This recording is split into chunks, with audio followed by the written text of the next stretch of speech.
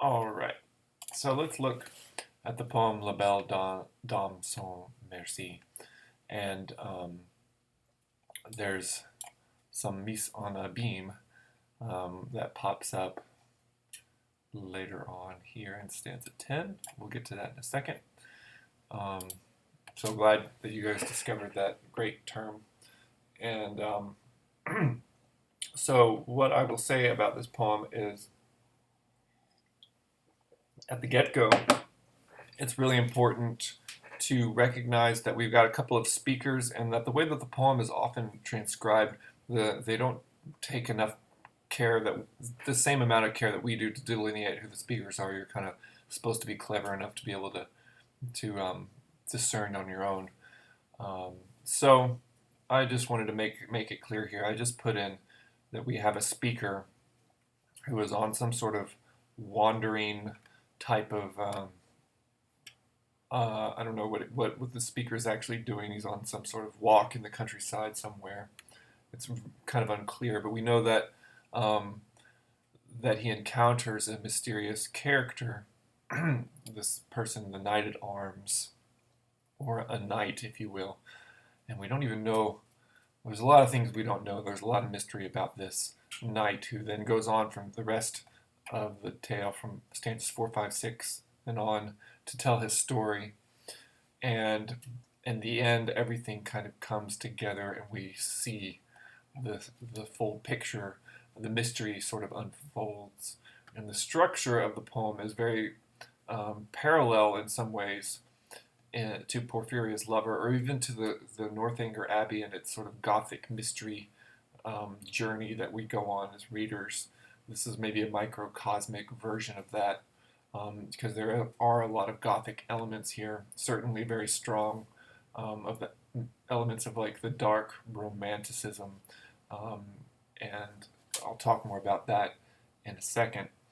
But the parallels, though, between Porphyria's Lover, Northanger Abbey, La Belle Dame sans Merci, uh, it's this emergence of a kind of a mystery genre in which you have to go through the whole text in order for everything to be resolved and worked out in the end. And that if you were to go back again, and you would be able to see where certain things are foreshadowed, you see how certain things are revealed that that inform the conclusion or the resolution there at the end. So let's talk a little bit then about what's the point of the Gothic style. It's a sort of a sub branch of the Romantic era, and it emerged right around the same time, as Jane Austen's life. And we know that Northanger Abbey isn't like one of your classic strict Gothic texts. It's Northanger Abbey is a lot more sophisticated in that it's aware of itself. It's aware of its that it's in this genre, and it's even kind of making fun of the genre. But in the making fun of it and the satirizing it, we also get to understand what the Gothic is trying to do, and what the Romantics and what the Gothic genre does so well is it brings up to the surface um, all of these mysterious aspects of human nature.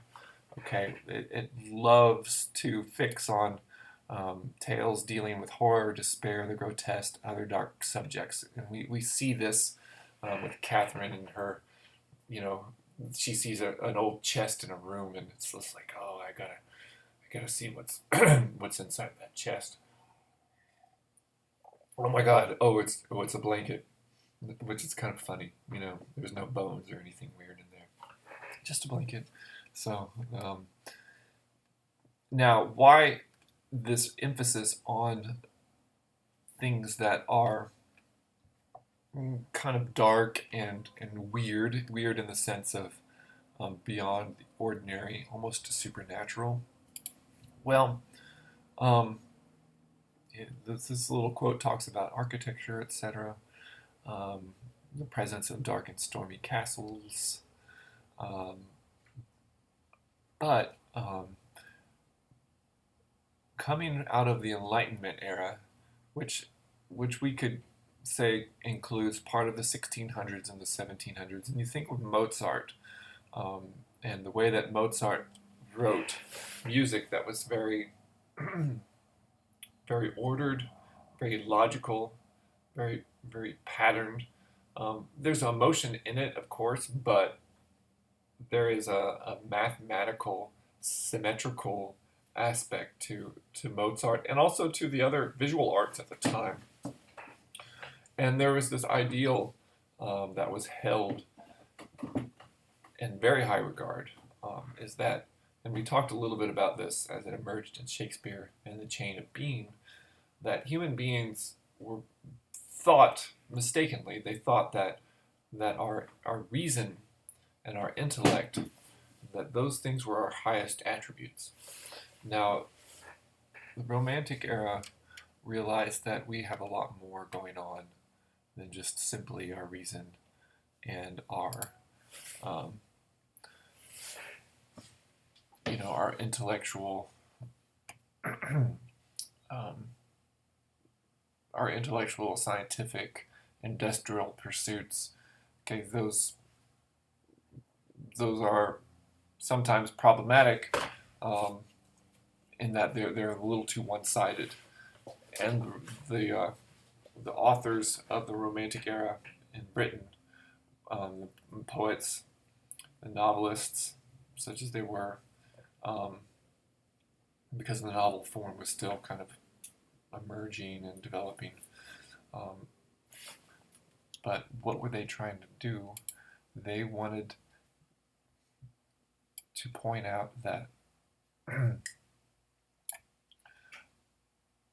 there is something really special about the imaginary, and that perhaps the imaginary, or things that are felt, intuitions, strong emotions, all in the darkness, um, the dark recesses of the human mind, all of these things fascinated them, and they stood apart from this realm of reason and logic, and they were therefore valuable in that they were had been marginalized, and then they were bringing them back into awareness. And I think this was a really important um, response to the privileging of reason and intellect, and it certainly makes for some fun art and some fun texts and some very moving poems, um, and also it adds more depth to the human condition, in that, yeah, we are not these logical automatons as much as we try to be. And we see that in Northanger Abbey and the society in the Victorian era, where there's all this intense emphasis placed on appearances and on superficialities. And what's really going on is so much more than what you see on the surface. That human beings have a tremendous capacity to feel and to experience a wide range of emotions, and perhaps even to experience things that are unexplainable and in the realm of the supernatural. So it's such an important uh, thing that the Romantics are doing. I want to just draw your attention then again to the exam review here. One of the little articles, it's not even an article, it's just a little set of notes, but just some bullet points on what the Romantic era is what are these sort of common characteristics, and here they are. Take a look at them. I think all of these you can apply to Northanger Abbey, every single one of them. So that's a little thought exercise you could do. If you wanted to right now, just pause it and talk with a friend, or just jog your memory. I don't know I don't know what to do, how you listen to these things or what.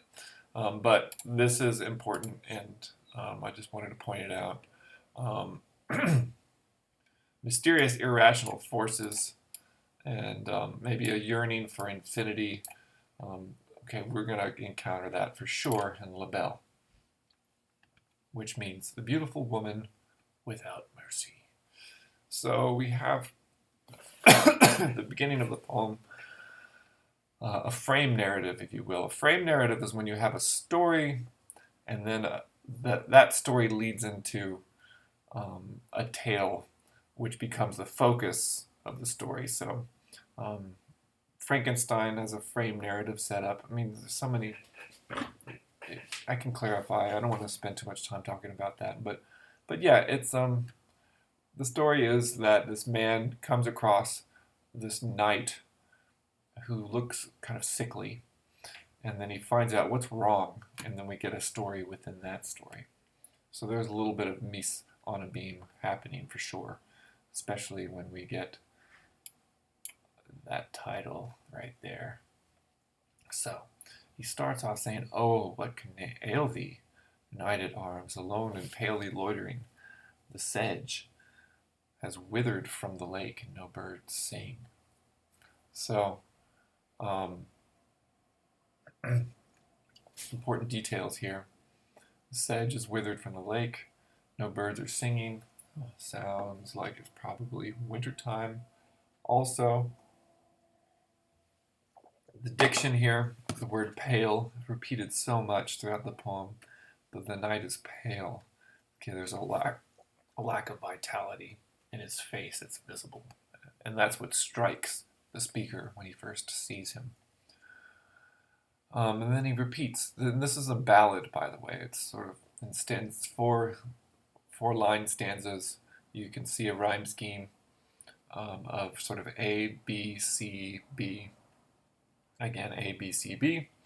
And we can also have some meter. Oh, what can ail the knight at arms? It's iambic tetrameter, alone and palely loitering. So we have tetrameter, and then we have this really interesting, and no birds sing, a dimeter at the end of each stanza, which gives an interesting, it kind of reminds me of the bob and wheel, and there's also like a silence here, because you have these longer lines and then the lines chopped in half.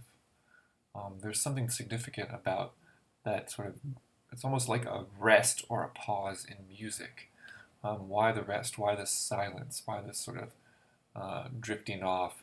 Or maybe this dissociation with itself. These are all things that underscore a motif or a theme in the poem, which we'll get to in a minute. Repeating again, oh, what can ail thee, knight at arms? So haggard and so woebegone. Haggard, if you read Harry Potter, Hagrid, why was he called Hagrid? Because he looked haggard.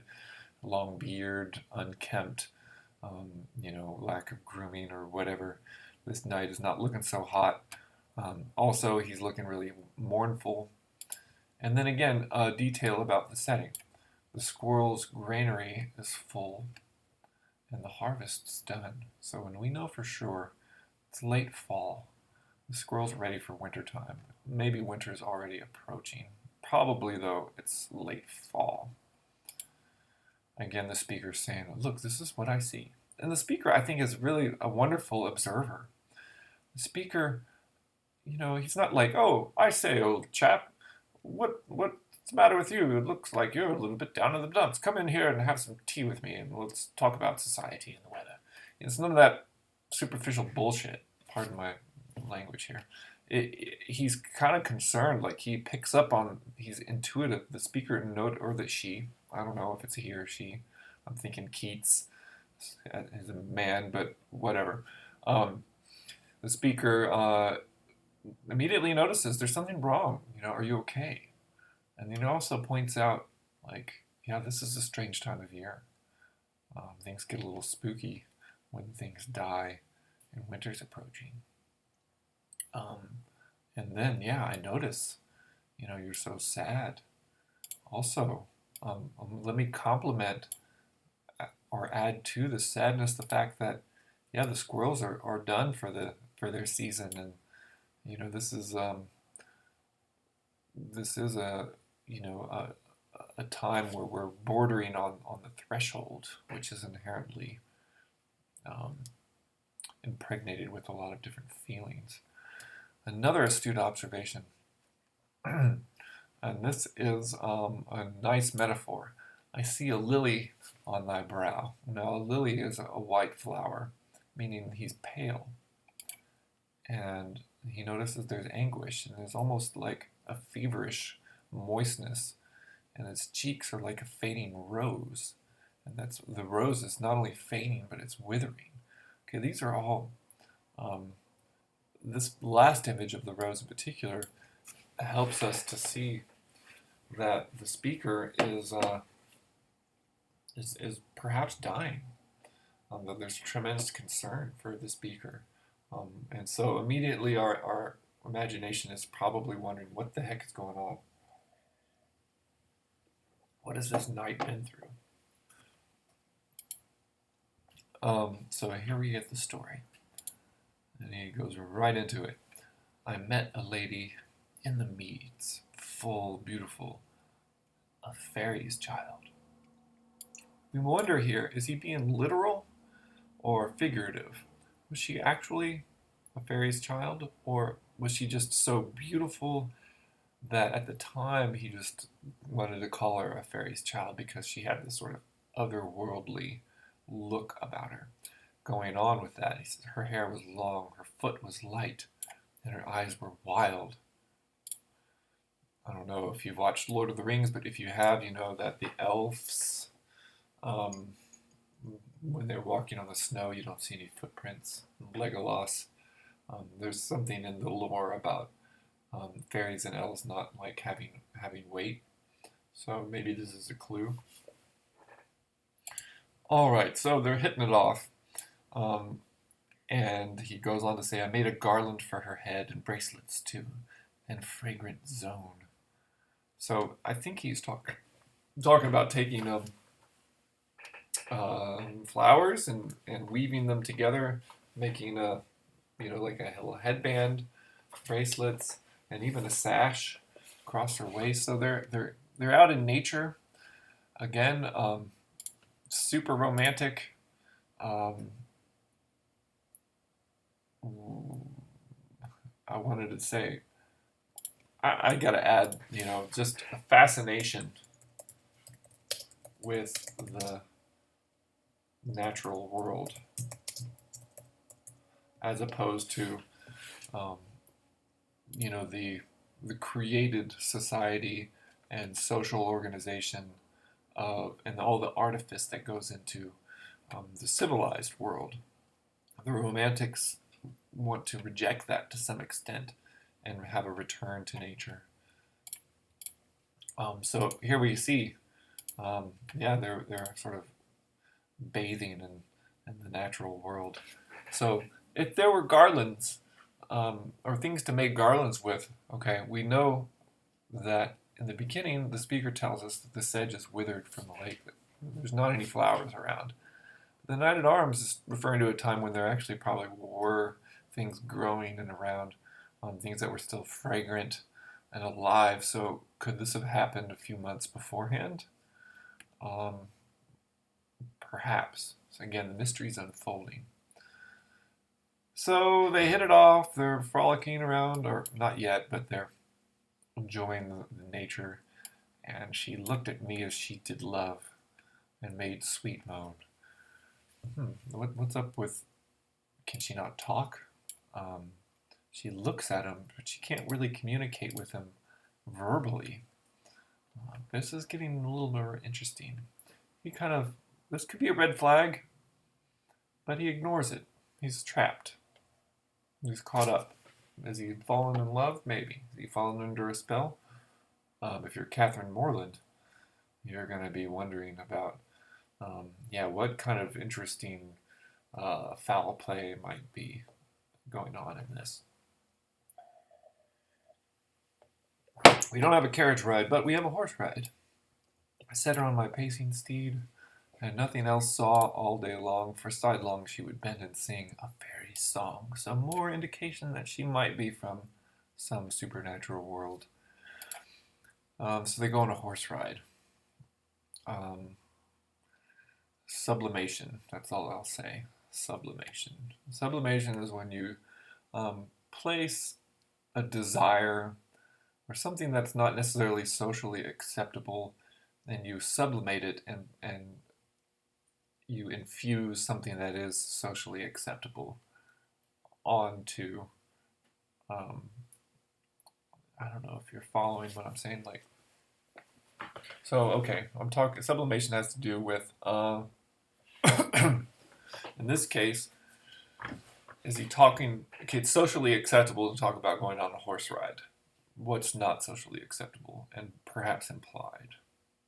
Okay. Okay, so after their horse ride, she found me roots of relish sweet and honey wild and manado. Sounds a little bit like what Caliban could do.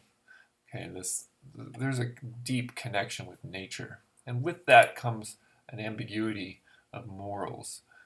Can we trust this woman, this lady who is otherworldly, perhaps doesn't even speak language, can sing a fairy song, and here she is pointing out and giving to him things that she knows about, like secret, um, you know, secret plants and herbs. And then she says, "I love thee true," but it was in a strange language. And then she takes him into her special little cave. Okay, there's some symbolism going on here. And then we see some strange emotions. She sighs, she cries, and there I shut her wild eyes with kisses 4. Did she have 4 eyes? I'm hoping not. That would be strange. Maybe 2 kisses per eye. There she lulled me to sleep, lulled me asleep, and there I dreamed. Okay, this is when things get strange, okay? Dreams and sleep bring on the irrational, okay? We have a waking life in which we are kind of governed by this organizing principle of the ego, in which we can navigate and calculate, figure things out, make choices, make decisions, have a hierarchy of needs and order. When we go to sleep, all of that goes out the window. Okay, so when he enters into the dream world, then we've got ourselves an entry into the beyond, supernatural, and it's not a cool thing for him. We find out, woe betide, the latest dream I ever dreamed. I think that what he means by the latest dream, it's the most recent, and it's also maybe the only dream he has had since, as if it's recurring. And he wakes up on the cold hillside. And what does he see when he wakes up? He sees a bunch of other people, pale kings. Okay, he's pale. Also, they're pale. Okay, what's the commonality between his paleness and their paleness? Pale warriors, death pale, or they're all dying or sick in the same way he is sick when he's noticed by the speaker. And they tell him, the beautiful woman without mercy has thee in thrall. Thrall means she's got you trapped. She's got you, what's the word? In her clutches. You are maybe under some kind of spell. She's stolen something from you. Okay, she stole something from us. That's why we're all pale.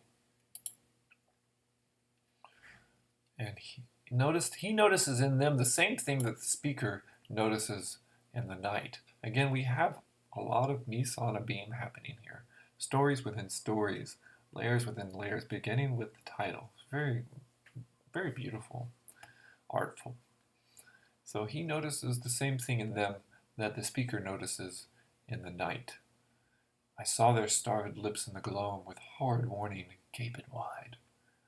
And then he wakes again, and he finds himself on this cold hill's side. So how much time has passed?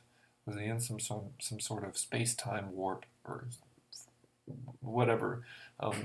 Was he frozen in time or something? Because now it's cold. It's no longer summer. There's no longer blossoms. Things are dying. The birds are gone. And so is this woman. And he is left alone, confused, sickly, pale, loitering, with directionless. And so he says, and this is why I sojourn here. Sojourn is a word for like a vacation or a rest, but we know this isn't really a desirable type of sojourn. Um, Alone and palely loitering. Beautiful book ending with the beginning, alone and palely loitering. I love how that line appears here at the end, and it invites you to sort of put that mystery together again. Um, Though the sedge is withered from the lake and no birds sing, it's like I'm stuck here. Even though it's wintertime and I should be getting out of here, it's it's gonna be freezing. It's no place for life. I'm stuck here, palely loitering. Okay, you feel the chills. Um, can you turn the light off and go to sleep right now? Um, Back in the olden days, this probably would have spooked you out. And I think if you wanted to try to get yourself into the right headspace, this could be a little bit spooky because we have some questions. Is this guy even alive? Actually, could he be a ghost? This is my hypothesis that the Knight at Arms is one of many victims of this femme fatale fairy woman who seems to not be able to help herself when she meets one of these knights. There's something about her. Um, she can't communicate, can't talk, but she does engage with them. But there's a price for the man who does engage with this woman. She seems to be aware of the fact that once they do connect, that their time is perhaps limited and that things won't end well because we see that she cries.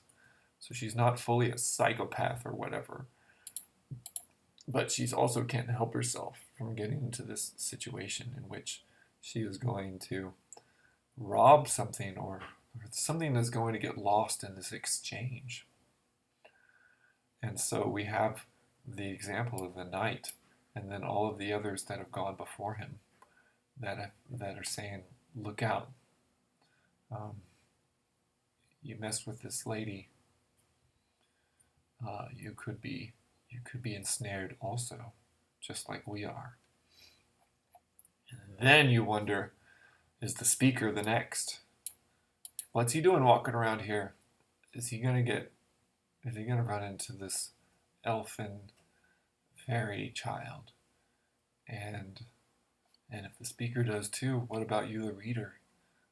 Has this poem enchanted you in some way? So there's so many experiential layers going on here in this poem. I'll leave it at that. I hope you enjoyed La Belle Dame sans Merci.